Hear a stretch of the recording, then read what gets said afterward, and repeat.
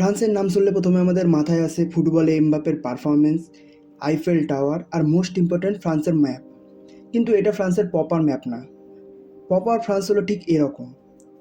আমাদের দেশের total area যেমন রাজ্যে ভাগ করা হয়, তেমনি ফ্রান্স ভাগ করে রিজনে। ফ্রান্সের টোটাল 18টা রিজন আছে, তার মধ্যে 13টা রিজন আছে মেনল্যান্ড ফ্রান্সে অর্থাৎ ইউরোপে, আর বাকি 5টা রিজন আছে ইউরোপের বাইরে।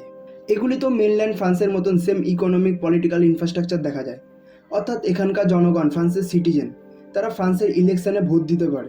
এখানে সমস্ত অধিকার আছে যেটা ফ্রান্সের মেনল্যান্ডের জনগণ পেয়ে থাকে। আর কিছু টেরিটরি আছে যেগুলো ফ্রান্সের পার্ট, কিন্তু এখানকার জনগণ ফ্রান্সের নাগরিকত্ব পায় না, অর্থাৎ তারা ফ্রান্সের ইলেকশনে ভোট দান করার অধিকার পায় না।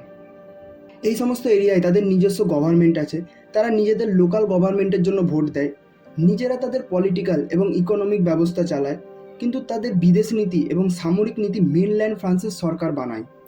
এই সমস্ত এরিয়াকে বলা হয় ওভারসিজ কালেক্টিভিটিস। এদের মধ্যে নিউ ক্যালেডোনিয়া রিসেন্টলি খুব চর্চায় চলে আসে। অস্ট্রেলিয়ার পাশে অবস্থিত একটি আইল্যান্ড যার নাম নিউ ক্যালেডোনিয়া। এখানকার সাধারণ মানুষ ফ্রান্সের গভর্নমেন্টের কাছ থেকে তাদের স্বাধীনতার দাবিতে বিদ্রোহ শুরু করে। ফ্রান্সের গভর্নমেন্ট এতটাই প্যানিক হয়ে যায় যে নিউ ক্যালেডোনিয়ায় তারা এমার্জেন্সি ঘোষণা করে। New Caledonia, it's an island territory in the Pacific Ocean. Territory, not nation. Sadly, New Caledonia remains a colony to this day.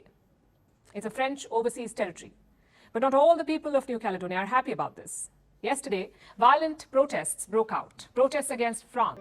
New ক্যালেডোনিয়ায় 5000 সাল পুরনো একটা ট্রাইব বসবাস করত। গোটা বিশ্বের সাথে তাদের কোনো যোগাযোগ ছিল না, তাদের নিজস্ব ভাষা ছিল, নিজস্ব সংস্কৃতি ছিল। 1770s সময় ব্রিটিশ এক্সপ্লোরার জেমস কুক আইল্যান্ডটিকে খুঁজে বার করে। প্রথমবারের মতো আইল্যান্ডের নেটিভ জনগণ বাইরের মানুষ দেখে, যারা ছিল সম্পূর্ণ তাদের থেকে আলাদা। ফ্রান্স প্রথমে ক্যালেডোনিয়ার সাথে চন্দন কাঠ দিয়ে ট্রেড শুরু করে, পরে ক্যালেডোনিয়াকে তারা কলোনিতে পরিণত করে, অবভিয়াসলি বন্দুকের জোরে।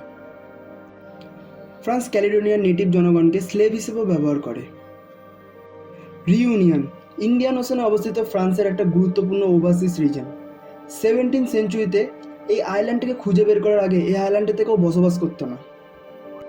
ফ্রান্স এই আইল্যান্ডটাকে খুঁজে বার করে এবং তার নাম দেয় রিউনিয়ন। সে সময় ফ্রান্সের আফ্রিকা যে সমস্ত কলোনি ছিল সেখান থেকে সাধারণ মানুষকে বন্দি করে এই রকম জাহাজের মধ্যে নিয়ে যাওয়া হতো বিভিন্ন জায়গায়, যেখানে তাদের দিয়ে জোর করে কাজ করানো হতো। রিইউনিয়নের সঠিক ইকোনমিক ব্যবহারের জন্য ফ্রান্স সাউথ আফ্রিকা, এশিয়া থেকে স্লেভ নিয়ে আসে। আপনি একবার ভেবে দেখেন, আফ্রিকার কোনো জায়গায় বা কোনো আইল্যান্ডে যারা হাজার হাজার বছর ধরে বসবাস করছে, তারা একদিন দেখে যে জাহাজে করে কিছু মানুষ আসে যাদের গায়ের রং, ভাষা, পোশাক আশাক তাদের থেকে আলাদা। তারা জোর জবরদস্তি বন্দুকের জোরে সেই জায়গাটাকে দখল করে, তাদের দিয়ে জোর জবরদস্তি কাজ করানো হয়, তাদেরকে স্লেভ হিসেবে কাজে ব্যবহার করার জন্য অনেক লোককে তুলে নিয়ে যাওয়া হয়। তাদের মধ্যে কারো দাদা, কারো ভাই, কারো মা বাবাকে তারা বন্দি করে নিয়ে যায়। তারা জানে যে তারা আর কোনোদিনও ফিরে আসতে পারবে না। জাহাজের একটা ছোট অন্ধকার ঘরে তাদের বন্দি করে নিয়ে যাওয়া হতো, তাদেরকে ঠিকমতো খেতেও দেওয়া হতো না। মনে করেন সাউথ আফ্রিকা থেকে কিছু স্লেভকে আমেরিকায় নিয়ে যাওয়া হচ্ছে, তাতে বেশ কিছুদিন সময় লাগবে, আর ততদিন স্লেভরা অন্ধকার ঘরে না খেতে পেয়ে থাকতো। যতক্ষণে তারা এক জায়গা থেকে অন্য জায়গায় পৌঁছাতো, ততক্ষণে অনেক স্লেভ তো না খেতে পেয়ে মারা যেত। একটা ছোট অন্ধকার ঘরে কিছু মানুষের ডেড বডি যেগুলো পচতে শুরু করেছে এবং সেগুলো থেকে গন্ধ বেড়াচ্ছে, সে অবস্থায় কিছু মানুষ না খেতে পেয়ে বন্দি হয়ে আছে। আপনি জাস্ট ভাবতে পারছেন কি হরফাইং ব্যাপার। তাদেরকে যেখানে নিয়ে যাচ্ছে সেখানে গিয়ে যে তারা পিকনিক করবে এরকম ব্যাপার না, তাদেরকে সেখানে বন্দি করে না খেতে দিয়ে জোর জবরদস্তি কাজ করানো হতো। ক্যালিডোনিয়া থেকেও সাধারণ মানুষকে এরকম জোর জবরদস্তি ধরে রিইউনিয়নে এনে স্লেভের মতো কাজ করানো হতো। অনেক সময় তাদের বাজারে নিয়ে গিয়ে টাকার বিনিময়ে বিক্রি করা হতো, যে আপনি এত টাকা দেন, তার বদলে এদের মধ্যে আপনি কোনো একজনকে নিয়ে যেতে পারেন এবং আপনার ইচ্ছা মতো তাদেরকে দিয়ে কাজ করাতে পারেন। ইউরোপের তো এরকম বড় বড় কোম্পানি সেট আপ হয়ে গেছিলো, যারা আফ্রিকা বা অন্য কোনো জায়গা থেকে এরকম স্লেভ ধরে নিয়ে আসতো এবং আমেরিকা বা অন্য কোনো জায়গায় বিক্রি করে দিত, এবং সেগুলো থেকে তারা প্রফিট জেনারেট করতো। ফ্রান্সে শুধুমাত্র নিউ ক্যালিডোনিয়া বা রিইউনিয়নের মতো ছোটো ছোটো আইল্যান্ডের সাথে এরকম ব্যবহার করেছে তা না, গোটা বিশ্ব জুড়ে ফ্রান্সের যেখানে যেখানে কলোনি ছিল সেখানে সেখানে তারা সাধারণ মানুষ বা নেচারকে এক্সপ্লয়েট করতো সেখান থেকে প্রফিট জেনারেটের জন্য।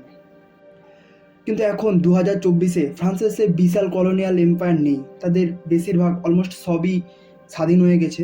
কিন্তু এখনও কিছু ছোট ছোট আইল্যান্ড আছে যেগুলোকে কলোনি বলা না গেলেও কিছু ফ্রান্সের টেরিটরি আছে যেগুলো ফ্রান্সকে এখনও হিউজ বেনিফিট দিচ্ছে।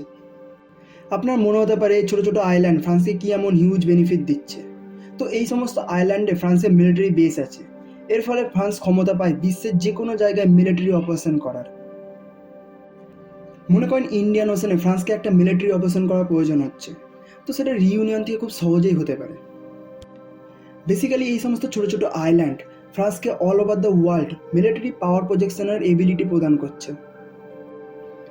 এটা হলো একটা ম্যাপ, আর যে লাইনগুলো টানা আছে সেগুলো হলো ট্রেড রুট। পৃথিবীর সমস্ত দেশ যত ট্রেড করে তার 70% ট্রেড হয় জলপথে, বড় বড় জাহাজের মাধ্যমে। এই রুট দিয়ে জাহাজ সারা বিশ্ব জুড়ে ট্রান্সপোর্ট করে, আর ফ্রান্সের যত ওভারসিজ টেরিটরি আছে সব এই রুটের কাছাকাছি। আর এর ফলে ফ্রান্স ওয়ার্ল্ড ট্রেডের ওপর একটা কন্ট্রোল পেয়েছে। এছাড়াও সাউথ আমেরিকাতে ফ্রান্সের একটা গুরুত্বপূর্ণ রিজন আছে যার নাম ফ্রেঞ্চ গুয়ানা।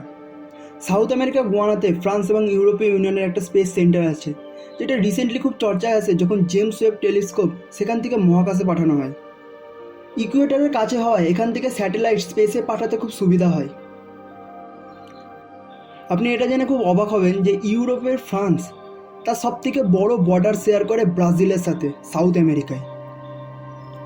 নিউক্লিয়ার ওয়েপন টেস্টের দিক থেকে ফ্রান্স সারা বিশ্বে 3য় নম্বরে আছে, আমেরিকা ও রাশিয়ার পর।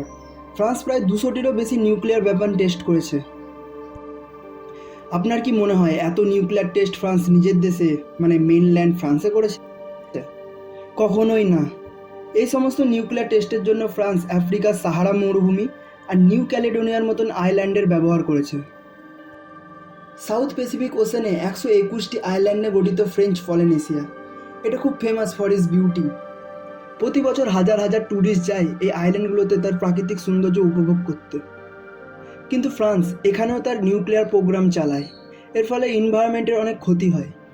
এছাড়াও আটলান্টিক ওশেনে ফ্রান্সের কিছু ওভারসিজ টেরিটরি আছে যেগুলো তার সৌন্দর্যের জন্য খুব জনপ্রিয়।